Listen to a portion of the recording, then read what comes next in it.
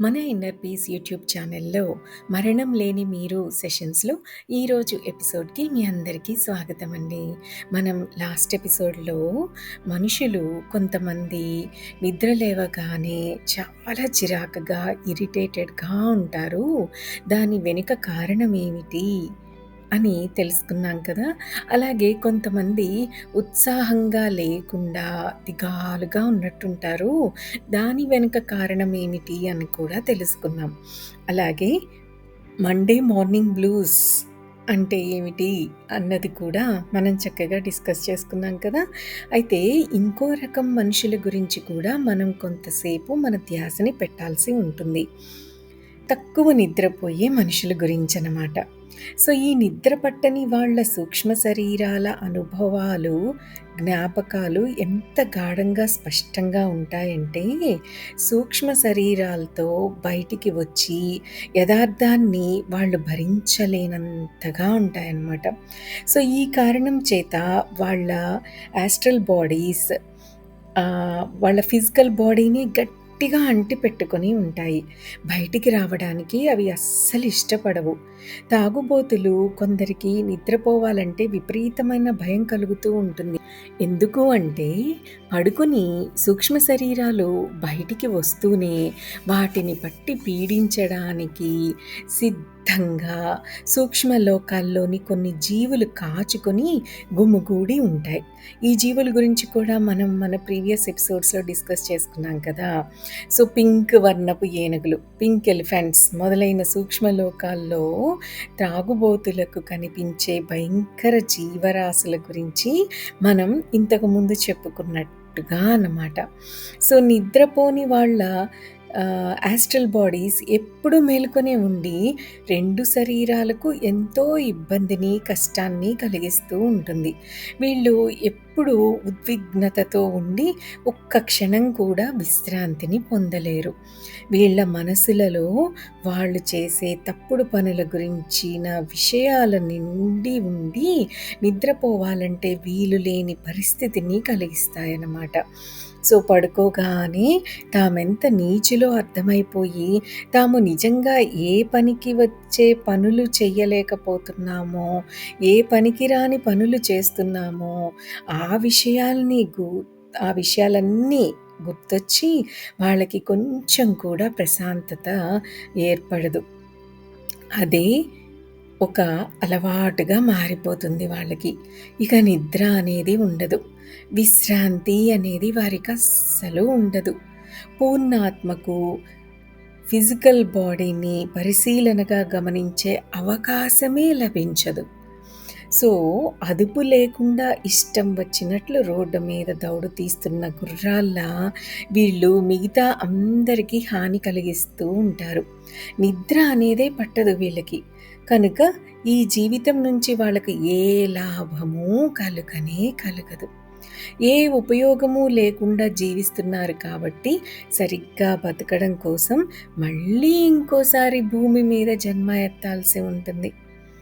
So, మనకు వచ్చిన కల మన కల్పనో లేకపోతే ఈ యాస్ట్రల్ ట్రావెల్ అనుభవాన్ని గురించిన తప్పుదారి పట్టిన ఊహా చిత్రమో ఎలా తెలుసుకోవడం అని డౌట్ వస్తుంది కదా.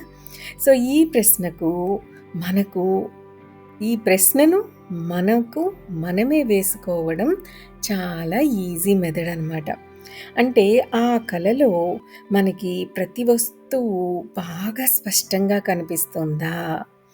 అలా చాలా స్పష్టంగా ప్రతి వస్తువు కనిపించి ఉంటే అది తప్పకుండా యాస్ట్రల్ ట్రావెల్ యొక్క అనుభవమే. సూక్ష్మ శరీరయానపు అనుభవంగానే మనం అర్థం చేసుకోవాలి. భూమి మీద కంటే స్పష్టంగా రంగులు మనకి కనిపించాయా అన్న క్వశ్చన్ మనకి మనం వేసుకోవాలి. ఇది కూడా ఎస్ అని ఆన్సర్ వస్తే యాస్ట్రల్ ట్రావెల్ అనుభవమే అన్నమాట. సో, మనం బాగా ఇష్టపడే వ్యక్తి ఆకారం మళ్ళీ మనకు చాలా స్పష్టంగా కనిపించిందనుకోండి, అప్పుడు కూడా మనం సూక్ష్మ శరీరపు యానంతో ఆ వ్యక్తి దగ్గరకు వెళ్ళి వచ్చినట్లు అర్థం చేసుకోవచ్చు. పడుకునే ముందు మనం ఇష్టపడే వ్యక్తి ఫోటోను చూసి పడుకున్నామంటే, రిలాక్స్ అయ్యి నిద్రపోయాక తప్పకుండా అతడి దగ్గరికి యాస్ట్రల్ బాడీతో వెళ్ళి తీరుతాము అని మనం తెలుసుకోవాలి. నాణానికి ఉన్న మరోవైపు కూడా చూద్దామా మరి? మనం నిద్ర నుంచి లేవగానే కొంత చీకాకుగా గానీ, లేచిన వెంటనే కోపం మాత్రం రాని స్థితిలో ఉన్నారు అనుకుందాం. అంటే మనం నిద్ర నుంచి లేవగానే కొంత చికాకుగానే ఉన్నా, కోపం మాత్రం రాని స్థితిలో ఉన్నామనుకోండి. అప్పుడు మనం అంతగా నచ్చని మనిషి గురించి మనకి గుర్తు వస్తుంది. మనం ఆ వ్యక్తి గురించే ఆలోచిస్తూ నిద్రపోయి ఉండవచ్చు. మన వివాదం లేక యుద్ధం గురించి ఆలోచిస్తూ పడుకొని ఉండొచ్చు. ఆ మనిషితో మనకి జరిగిన వివాదం లేదా ఫైటింగ్ గురించి ఆలోచిస్తూ పడుకొని ఉండొచ్చు. మనం అతడి దగ్గరికి యాస్ట్రల్ బాడీతో వెళ్ళి ఉండవచ్చు. ఆ వ్యక్తి కూడా తన యాస్ట్రల్ బాడీతో సూక్ష్మలోకంలో మనల్ని కలిసి ఇద్దరం మాట్లాడుకొని మన సమస్యను పరిష్కరించుకోవడానికై చర్చలు సాగించి ఒక అండర్‌స్టాండింగ్‌ని సాధించి ఇద్దరికీ నచ్చిన నిర్ణయాన్ని తీసుకొని ఉండవచ్చు. లేకపోతే మనం ఇంకా తీవ్రంగా ఒకరినొకరు దూషించుకొని, మన ద్వేషాన్ని పెంచుకొని తిరిగి వచ్చి ఉండవచ్చు.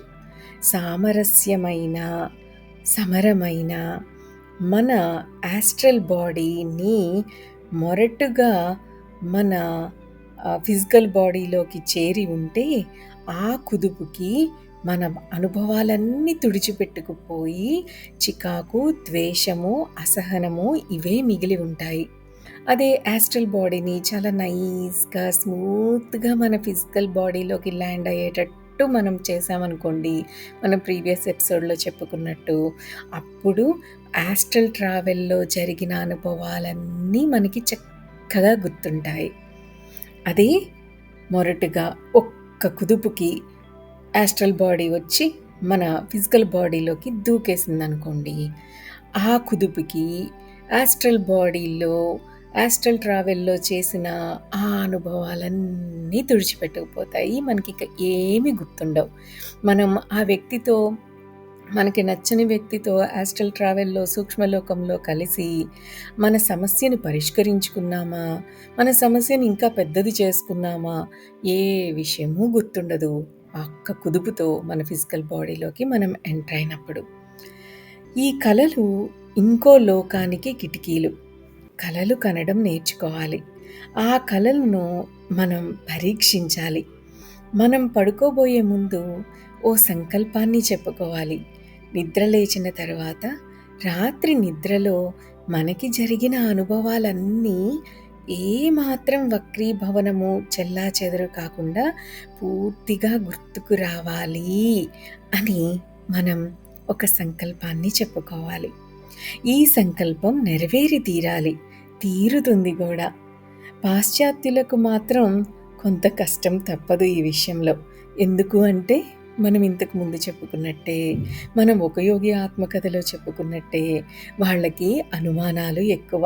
రుజువులు కావాలి. అన్నిటికీ రుజువులు కావాలి. ప్రతిదానికి వాళ్ళకి రుజువులు కావాల్సిందే.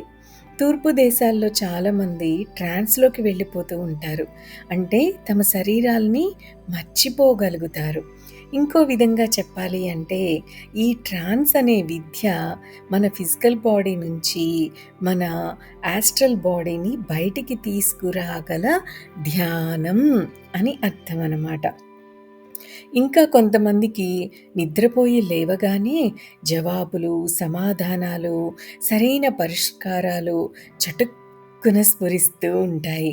మనం కూడా ఇలాంటి శక్తిని సంపాదించుకోవచ్చు సాధనతో. సాధించగలం అనే నమ్మకం పెట్టుకొని, కలలను సక్రమంగా కనడం నేర్చుకొని, మరో లోకపు కిటికీలను తెరిచి ఉంచే ప్రయత్నం చేసి, సృష్టిలో అత్యంత శోభాయమైన కళలను మనం అనుభవించాలి. ప్రతి ఒక్కళ్ళకి ఇది సాధ్యమే. కాకపోతే సాధన అనేది అవసరం.